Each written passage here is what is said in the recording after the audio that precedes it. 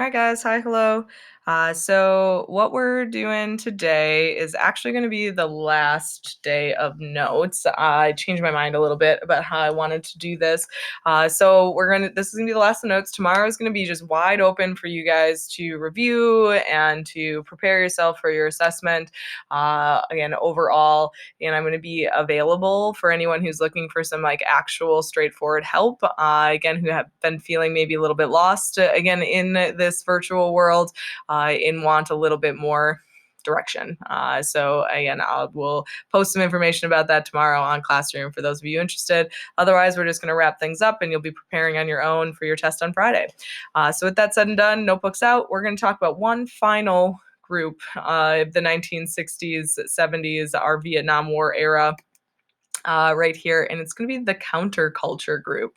So the counterculture, well, first and foremost, you should know that most people who consider themselves part of the counterculture in the late 60s into the 70s time period are mostly white, middle class, college age kids who are looking at the world around them and are just kind of over it. They're, again, don't agree with what has been happening in our country, especially with the war.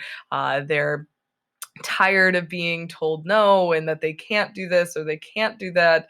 And they're just, well, again, they're going to kind of work against the system, not in a way like challenging it. Again, I'm not saying that there's no overlap between the counterculture and the kids of the New Left who fought with SDS and protested the war and did all that stuff. There's plenty of overlap, but the real counterculture are those people who kind of just straight up like turn their backs on what's going on. They're trying to begin at this new society that's based on peace and love and harmony. And this should sound kind of familiar because this group of people are too hip for the culture of the time. They are the hippies that I'm sure you've heard of before. Like I said, they're similar to the New Left and to that they believe that society is out of whack. They're just less likely to directly engage with trying to make things different. What they're trying to do is to create this new separate society that's disconnected from the chaos of the 1960s overall. When we look at the counterculture, when we look at hippies of the 1960s, 70s, you can see a lot of the same sort of ideas that the beatnik movement had in the 1950s, this sort of small minority of the population made up of young people who are trying to reject the norm and reject what is typical and do something different. And a lot of what makes up counterculture is going to be directly influenced by that group of beatniks. A lot of beatniks become hippies. They're like old hippies at that time. So again, people who are part of this new society that's all about peace and love and harmony are going to be much more sexually promiscuous. Again, the summer of love happens during this time period where, again, you're going to go and hang out in big groups and parties and date who you want to and sleep with who you want to. Again, a lot of recreational drug use happens throughout this time. Marijuana, of course. During the 1960s, a new drug comes onto the scene called LSD, which is a hallucinogen. They're very much about peace. So Zen Buddhism becomes a much more typical kind of practice amongst hippies. And again, like the beatniks, they don't want the same old that their parents had, and they don't want to fulfill those traditional home life where what has become the norm in the United States, where you have a family, the man provides for the family and goes off to war, and the woman stays home and she raises the kids and all that kind of stuff. We're seeing that all of these different movements overlap and they feed into each other. The hippie movement, though, again, is trying to pull away. You see people creating these again, small pockets within larger areas where they're sharing everything and they're loving everybody and they're just trying to get along and have a good time. um, it all is nice. Like it's a nice idea. Don't get me wrong. The hippie lifestyle at its core is just nice. It's about going with the flow and again being kind to each other and having a good time. Unfortunately, a lot of the communes and neighborhoods that are going to be again sort of hubs of counterculture, yeah, human beings, and this is a really, I guess, pessimistic view, but it is the view I have. Human beings at heart are not all nice and peaceful and living in love and harmony. So a lot of those neighborhoods, those communes become really, over years, become kind of dangerous and seedy, not good. Again, a lot of those neighborhoods are going to deteriorate because if everyone has to be fully committed, and if you're not, things start to fall away. And if you're not living a typical life, you're not making money. You need to make money some other way, and oftentimes that leads to crime and to violence. And well, for those that really committed to the counterculture and tried to live this way, it was a harsh reality check by the end of the 1970s, that things like drug addiction and living in poverty, just like the beatniks, it just, again, it's not a sustainable lifestyle unless everyone is fully committed to helping, and not everyone is. And by the time we get to the 1980s, well, the counterculture movement will have pretty much disappeared from the overall experience of America. And that doesn't mean, though, that they didn't have a profound impact on us, because they definitely did. The real thing about counterculture that I think is the kind of the most long lasting, important, is the actual culture that they create, because this is a time of great creativity and the attempt to try and do new things and to express yourself. So the specific kind of aspects of culture that are impacted and again outlived the counterculture movement of this time are going to rely on the actual cultural items that are created and basically customs that are part of this. So one is style. Okay, 1970s style, 1960s, 70s, the hippie style still comes in and out of fashion to this day. Tie dye, bell bottoms, wearing army fatigues when you haven't served in the military, again, having really long hair. And that was all not the styles of the 1950s, 60s. And it's something that is unique to the counterculture. But even those who weren't fully committed to hippie lifestyle, they started to dress like this and they started to wear their hair like them and they wanted to look like them even if they weren't actually hippies. You've got art. The visual art of this time is really, again, cool, and it changes our sensibilities about art. Again, the most famous sort of artistic movement, visual artistic movement, is pop art, which is Andy Warhol. Andy Warhol is a pretty famous counterculture icon, who attempted to bring high art that you would see in a museum to the mainstream. So it's like bright, simple, commercial looking images like the Campbell soup can, which you've probably seen this before, in really bright, eye catching colors. That's high art. He created that through specific techniques that created this. Again, the picture of Marilyn Monroe in Technicolor. Again, it's repetitive to show it makes a statement about society. If that you weren't part of the counterculture, you were part of the cookie cutter, and it's all the same, and it doesn't matter. But it's something that, again, it changed what we liked and what we wanted to have in our homes. Even the most straight-laced Americans would like buy a Warhol print and hang it up because they thought it was cool. I mean, again, it's the idea that culture can transcend divide, and that's definitely a part of this. Of course, as I've said more than once, the 1960s and 70s are some of the greatest decades of music in America. And the music, oh man, it just gets so cool. And a lot of it is made popular through the hippie or counterculture movement because these people are experimenting with new sounds and new instruments and they're putting together new ideas. Of course, rock and roll helped. The rock and roll of the 1950s like opened a door for all of this free expression by the hippie movement. And the Beatles, Ooh, man, oh man. They did so much to take rock music, which had been a very much, I guess, sort of like limited in the 1950s, becoming this huge mainstream hit. And then the counterculture movement took rock and roll and turned it into something even more interesting. Of course, again, Woodstock, the Woodstock Music and Art Fair that happened in the 1960s, is probably one of the most hippie things that ever happened.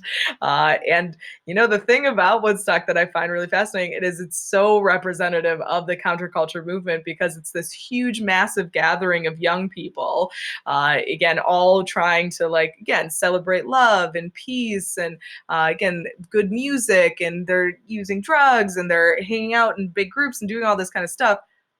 People who actually went to Woodstock had kind of a terrible time. It rained the whole time. There wasn't enough food. There wasn't enough bathrooms. It was like this really uncomfortable after you'd been there for too long kind of situation, which is exactly what the counterculture movement has ended up being. It was like really fun and exciting and cool. And then over time, it just got like too much. Of course, the music from Woodstock is famous. That's for sure. Again, some of the largest names of the time perform there.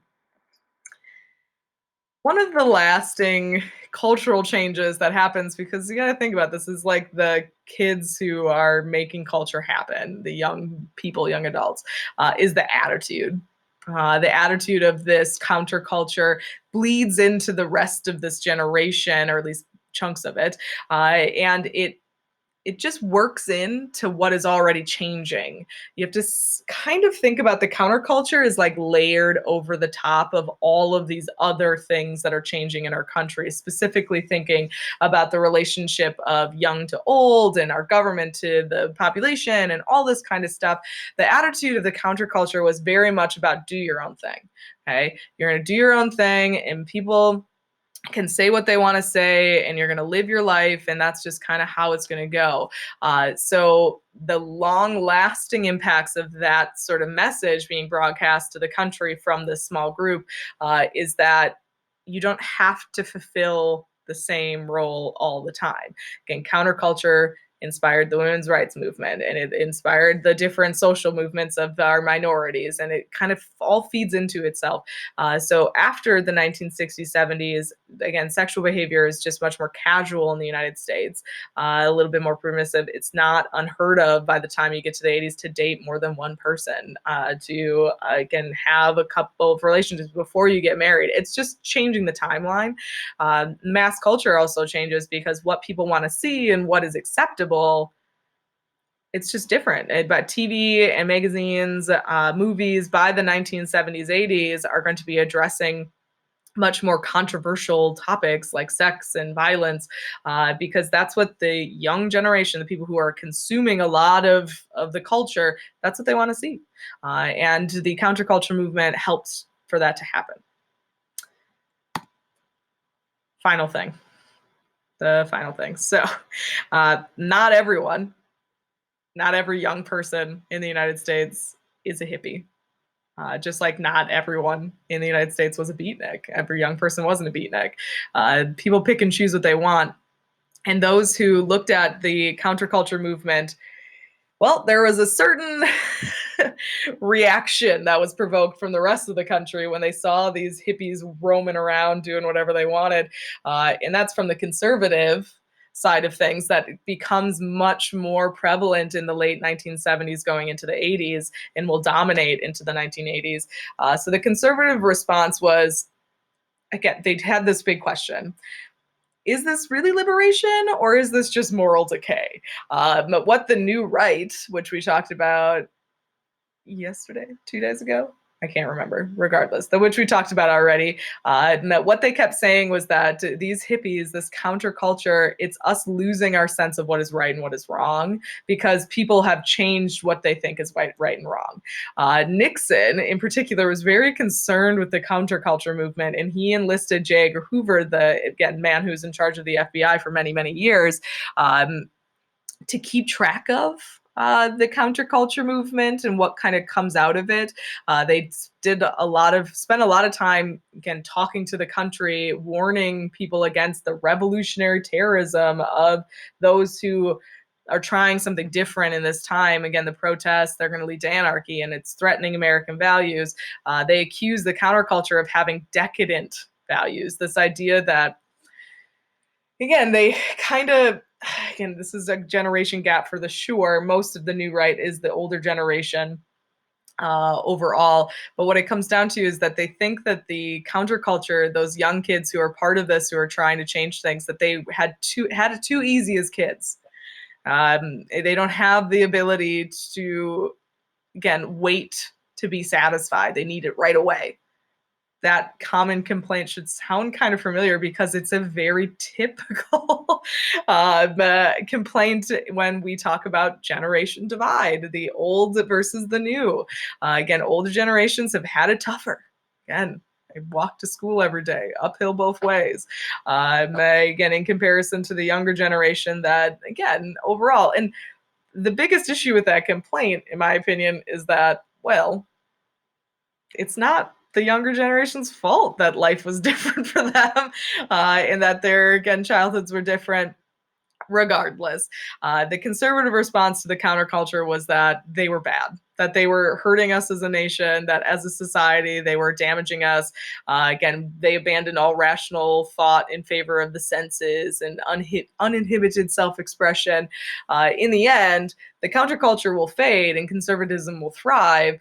So again, who's to say? Who's to say who was right or wrong in this moment in time?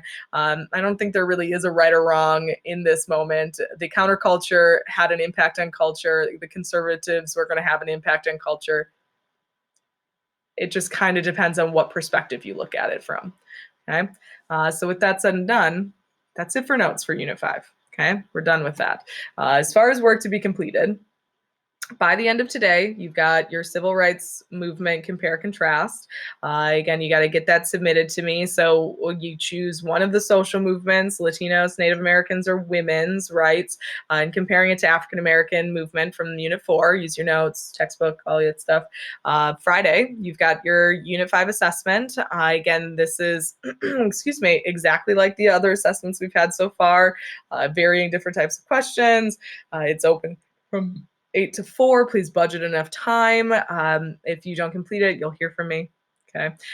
Unit 5 review packet, it's available. Again, tomorrow you have nothing. Again, I don't have a review game like the last time because I don't think it actually helped that much. If you're looking for help with your review, though, I will be available. And again, I'll post something about that tomorrow if you're looking for some guidance on stuff overall. Okay. By Monday, you got to have your transcript done. Again, looking at that and making sure that you're getting your work done there. If you have questions, you got to let me know. Again, I can't help you unless you reach out to me. So please make sure to do so. It'll get turned into turnitin.com. I will not grade it if it is not submitted that final step.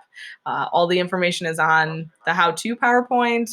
You should check out the examples that are there. All that kind of stuff is available and ready to go. With that said and done, I hope you guys have a good day.